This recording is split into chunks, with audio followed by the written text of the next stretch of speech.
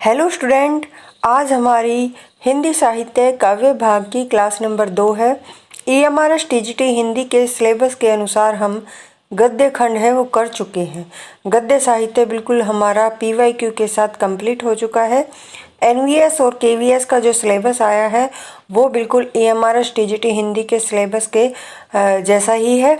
इसलिए जो भी KVS NVS की तैयारी कर रहे हैं वो उन क्लासों को भी देख सकते हैं जो मैंने EMRS गद्य साहित्य की करवाई है।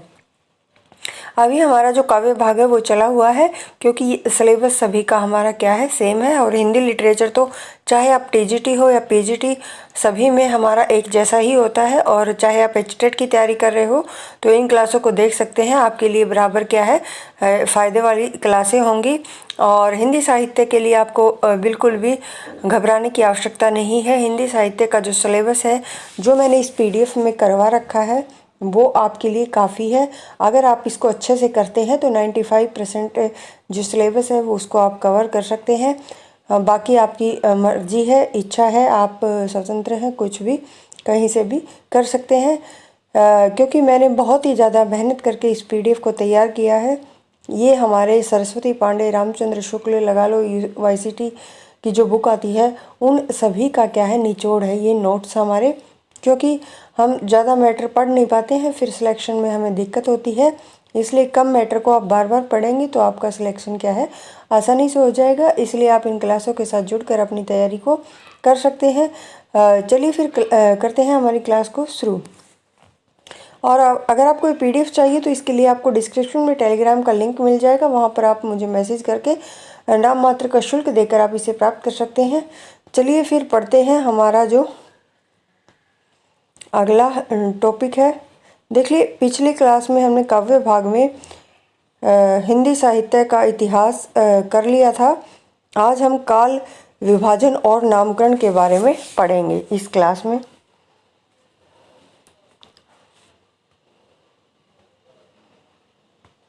एक सेकेंड, ये देखिए, काल विभाजन और नामकरण। देखिए, हिंदी साहित्य के जो प्रारंभिक इतिहासकार थे कौन कौन, तासी, गार्षाद तासी और शिव सिंह सेंगर। इन्होंने काल विभाजन का कोई भी प्रयास नहीं किया था। देखिए, तासी और शिव सिंह सेंगर, इन्होंने क्या है, कोई भी काल विभाजन का जो प्रयास था वो नहीं किया था। हिंदी साहित्य का जो काल विभाजन और नामकरण करने का जो सबसे पहले प्रयास किया था वो जॉन अब्राहम ग्रियर्सन ने किया था। मोस्ट इम्पोर्टेंट है, क्या किसने किया था, ग्रियर्सन ने किया था। इन्होंने संपूर्ण साहित्य को 12 अध्याय में ये बांट कर आएगा, बताकर नहीं आएगा, बांट कर क्या है, नामकरण किया था। और आगे है, ग्रियर्सन ने जो कालों के नाम दिए हैं वो देख लेते हैं। ग्रियर्सन के काल विभाजन, इनके द्वारा दिया गया प्रमुख कालों के जो नाम है वो क्या है, चारण काल इम्पोर्टेंट है, बहुत ही ज़्यादा। जायसी की प्रेम कविता, ब्रज का कृष्ण संप्रदाय, मुगल दरबार, रीतिकाल, 18वीं शताब्दी, महारानी विक्टोरिया के शासन में हिंदुस्तान। ये सभी नाम किसके दिए हुए हैं, जॉर्ज ग्रियर्सन के दिए हुए हैं। आगे देखिए, रीतिकाल शब्द का जो प्रयोग है बाद में रामचंद्र शुक्ल जी ने किया। देखिए, पहले जो रीतिकाल शब्द का प्रयोग ग्रियर्सन ने किया था, लेकिन बाद में किसने, रामचंद्र शुक्ल जी ने इसका प्रयोग किया रीतिकाल शब्द का। जॉर्ज ग्रियर्सन आएगा यहाँ पर। ग्रियर्सन के काल विभाजन और नामकरण में जो कमियां थी, एक तो वो वैज्ञानिक विभाजन नहीं था, कालों के नामकरण का कोई भी आधार नहीं था, केवल प्रवृत्तिगत ही क्या है, काल विभाजन था। आगे देखिए, मिश्र बंधुओं का जो काल विभाजन है, इन्होंने देखिए 5 कालों में बांटा है। हिंदी साहित्य को कितने कालों में मिश्र बंधुओं ने बांटा है, 5 कालों में। ये बांधो नहीं, बंधु आएगा। मिश्र बंधुओं का जो काल विभाजन है वो पहला है प्रारंभिक काल। प्रारंभिक काल को भी इन्होंने 2 भागों में बांटा है। देखिए, पूर्व प्रारंभिक काल 700 से 1343 विक्रम संवत समय दिया है। उत्तर प्रारंभिक 1344 से 1444 विक्रम संवत, ये प्रारंभिक काल का समय है। किसके अनुसार, मिश्र बंधुओं के अनुसार। और पहला प्रारंभिक काल है, यहाँ पर देखिए 3 नहीं 2 आएगा। दो है माध्यमिक काल।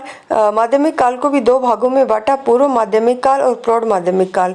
पूर्व माध्यमिक काल का जो समय है वो 1445 से 1560 विक्रम संवत है। प्रौढ़ माध्यमिक काल का 1561 से 1680 विक्रम संवत है।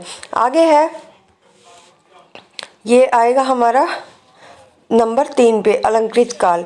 अलंकृत काल को भी फिर आगे हम इन्होंने दो भागों में बांटा है। एक तो है पूर्व अलंकृत काल और उत्तर अलंकृत काल। पूर्व अलंकृत काल का जो समय है कल नहीं काल आएगा 1681 से 1790 विक्रम संवत, और उत्तर अलंकृत काल का जो समय है 1791 से 1889 विक्रम संवत।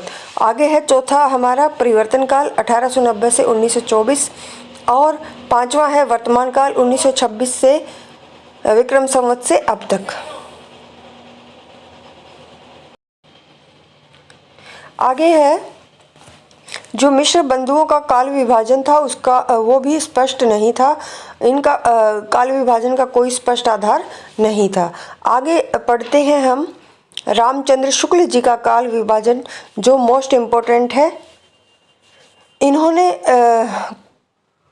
4 कालों में बांटा, ये कॉल नहीं आएगा, कितने 4 कालों में बांटा। रामचंद्र शुक्ल जी ने 4 कालों में बांटा है। पहला है आदिकाल, जिसको रामचंद्र शुक्ल जी ने क्या नाम दिया, वीरगाथा काल। ये 1050 से 1375 विक्रम संवत है। पूर्व मध्यकाल यानी भक्ति काल दूसरा नाम है इसका, और 1375 से 1700 विक्रम संवत। उत्तर मध्यकाल रीतिकाल दूसरा नाम है इसका, और 1700 से 1900 विक्रम संवत। आधुनिक काल, जिसको गद्य काल नाम दिया रामचंद्र शुक्ल जी ने, 1900 से 1984 विक्रम संवत। देखिए इनके रामचंद्र शुक्ल जी का जो काल विभाजन है इसका समय आपको अच्छे से याद होना चाहिए, क्योंकि इनके अनुसार कई बार पूछा जा चुका है। आगे देखिए डॉक्टर रामकुमार वर्मा का काल विभाजन संधि काल इन बहुत ही ज़्यादा महत्वपूर्ण है। इसका समय याद रखेंगे 750 से 1000 विक्रम संवत चारण काल आएगा यहाँ पर।